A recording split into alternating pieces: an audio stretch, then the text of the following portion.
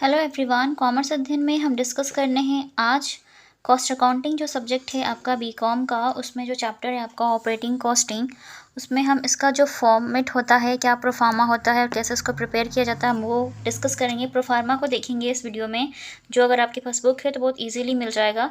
और उसके बाद हम इसके जो भी कुछ एक इम्पॉर्टेंट जो क्वेश्चन होते हैं, जो मुश्किल क्वेश्चन है, वो वीडियो के माध्यम से आपके साथ डिस्कस करूँगी।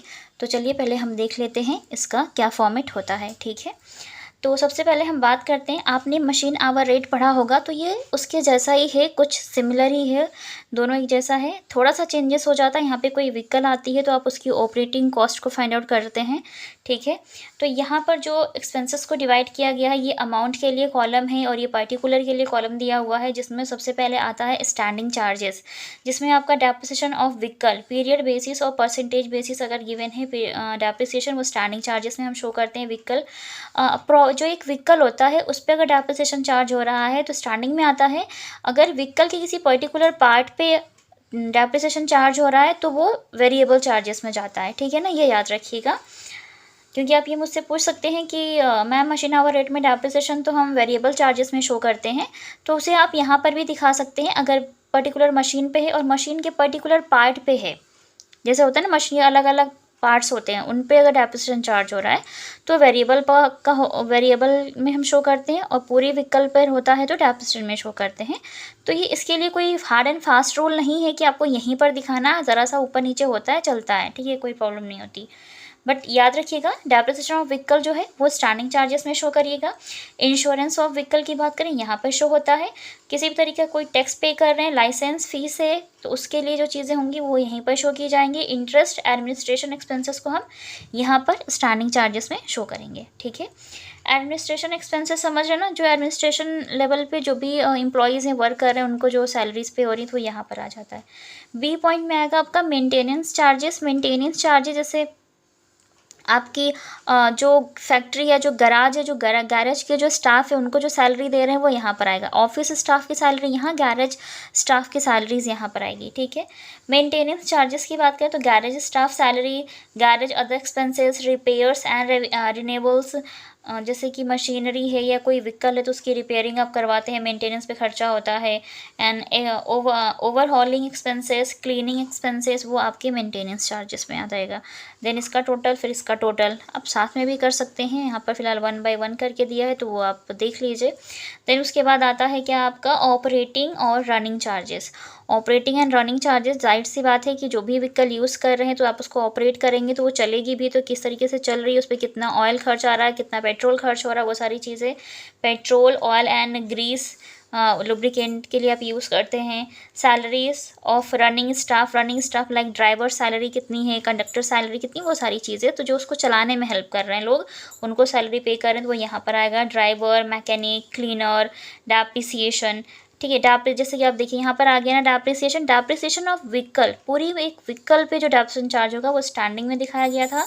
और देख रहे हैं आप, ये देखिए डेप्रिसिएशन व्हीकल का जो एक पार्ट है टायर क्या होता है, एक किसी भी गाड़ी का एक पार्ट होता है व्हीकल का, या बैटरी, तो उन पे अगर डेप्रिसिएशन लगेगा तो यहाँ पर आता है आपका रनिंग, ऑपरेटिंग, या जैसे आप वेरिएबल भी बोलते हैं, इस यहाँ पर शो करेंगे।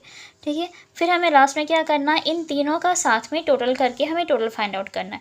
Total operating cost find out करनी होगी उस व्हीकल की, तो कैसे करेंगे, जो ए पॉइंट था स्टैंडिंग चार्जेस और बी पॉइंट आपका maintenance charges, C point is जो ऑपरेटिंग एंड रनिंग चार्जेस, उनका टोटल करके यहाँ पर हमें शो करना है। ठीक है बच्चे, अब जो भी आपकी व्हीकल है जिसे आप ऑपरेट कर रहे हैं, रन कर रहे हैं, तो ये जानने के लिए कि वो व्हीकल पर किलोमीटर पर या पर टन किलोमीटर पर कितनी कॉस्ट उस पर आती है, वो फाइंड आउट करना होता है। तो हमें ये रूल फॉलो करना होता है, क्या, operating cost per ton kilometre. अब ये टन किलोमीटर हम कैसे फाइंड आउट करते हैं, किलोमीटर कैसे फाइंड आउट करते हैं, तो ये क्वेश्चन के अकॉर्डिंग हम फाइंड आउट करेंगे कि क्वेश्चन में क्या चीज़ें कही गई हैं, कि वो जो पर्टिकुलर व्हीकल है, कोई भी बस है, कोई भी ट्रांसपोर्ट व्हीकल है, तो वो कितने किलोमीटर रन कर रहा है, कितने दिनों में, कितने महीने में, कितने ईयर में, कितना वो रन करता है, तो उसके बेसिस पे हम फाइंड आउट करते हैं।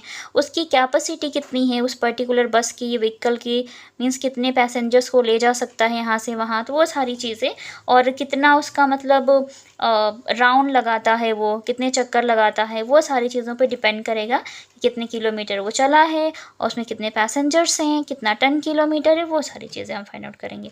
ठीक है, तो टन किलोमीटर और किलोमीटर, ठीक है, तो आपको क्या करना होगा, सबका टोटल करने के बाद operating cost per ton kilometre जैसे फाइंड आउट आप करते हो, तो इसका फॉर्मूला ये है, इस फॉर्मूले को हम फॉलो करेंगे। ठीक है, जिसमें total operating cost then divide by total ton kilometre. ठीक है, टन किलोमीटर जब हम क्वेश्चन करेंगे तो आपको बताएंगे इसको कैसे फाइंड आउट किया जाता है। क्लियर, अभी आप सिर्फ फॉर्मेट देख लीजिए, क्या फॉर्मूला लगेगा और किस तरीके से हम कॉस्ट को फाइंड आउट करते हैं।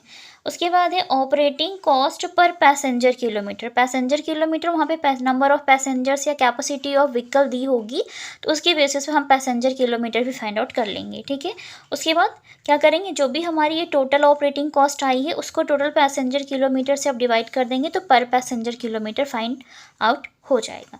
क्लियर बच्चा, तो ये हो जाता है आपका।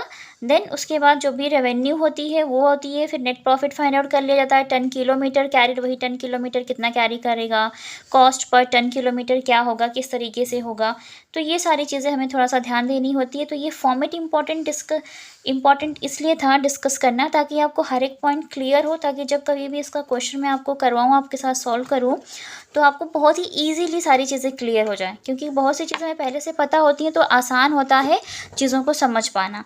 ठीक है, तो इसके क्वेश्चन को भी हम डिस्कस करेंगे कि ऑपरेटिंग कॉस्टिंग एक ऐसा चैप्टर है जिससे बच्चे कंफ्यूज बहुत होते हैं कि मैम कैसे चीज़ें, एक पॉइंट थोड़ा सा अगर डिफरेंट पूछ देता है क्वेश्चन के अंदर तो सॉल्व करने में प्रॉब्लम आ जाती है। तो अब हम इसके क्वेश्चन को करेंगे सॉल्व, तो बने रहिएगा। तो नेक्स्ट वीडियो में हम इसके क्वेश्चन को डिस्कस करेंगे, और कमेंट सेक्शन में कमेंट करके आप मुझे बता सकते हैं कि किस टाइप के क्वेश्चन को मैं आपके साथ डिस्कस करूँ, आप ज़रूर बताइएगा।